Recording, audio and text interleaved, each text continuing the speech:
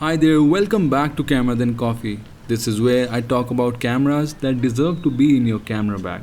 And today I'm breaking down the specs of the all-new Fuji X-T30 Mark II and the most loved X-T4. Also, I've already compared the Mark II with X-T30 and XS10, so if the time allows, do watch them. I'll also share a link at the end of this video. And it will be very kind if you support me by subscribing. Cool, let's get started.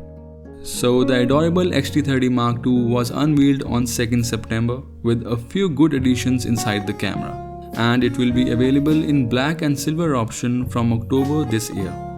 Now when we step inside the cameras, X-T4 welcomes us with a 5-axis in-body image stabilization with sensor shift mechanism plus digital image stabilization in movie mode. Whereas on X-T30 Mark II, we have to rely on the optical image stabilization offered by the attached lenses.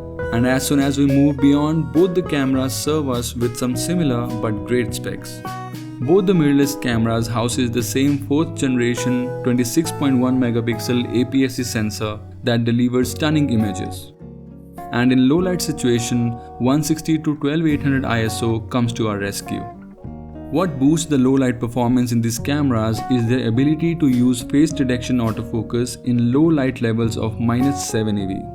And finally, both the cameras deliver the images in JPEG as well as 14-bit RAW format. Plus, X-T4 allows TIFF format as well.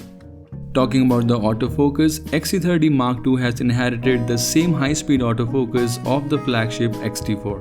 An intelligent hybrid autofocus with 425 face detection points that track a subject across the frame.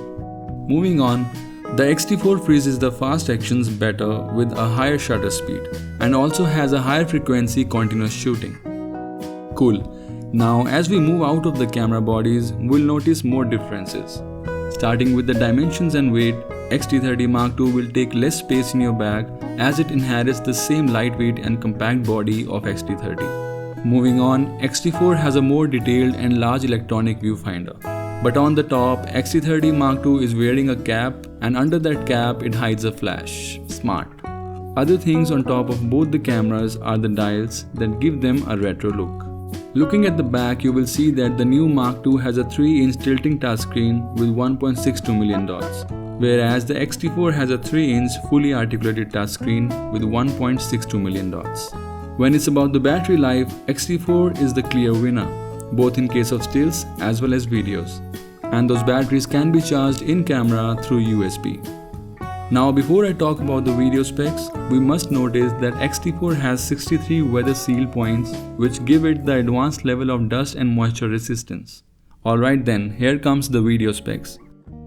Both the cameras can record DCI and UHD 4K with a recording limit of 30 minutes, but X-T4 can record up to 60 frames per second.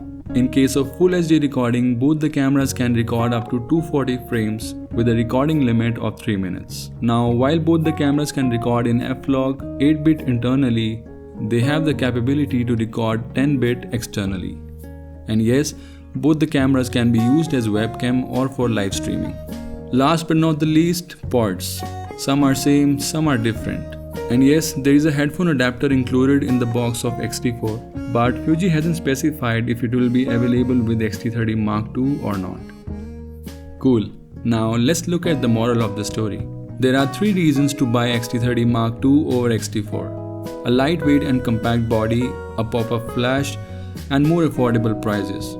Whereas on the other side, the good reasons to choose X-T4 over X-T30 Mark II include in-body image stabilization, better shutter speed, better continuous shooting, better EVF and a fully articulated touchscreen, better battery life, 4K up to 60 frames and dual card slots.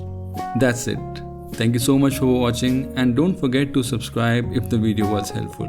See you in the next video.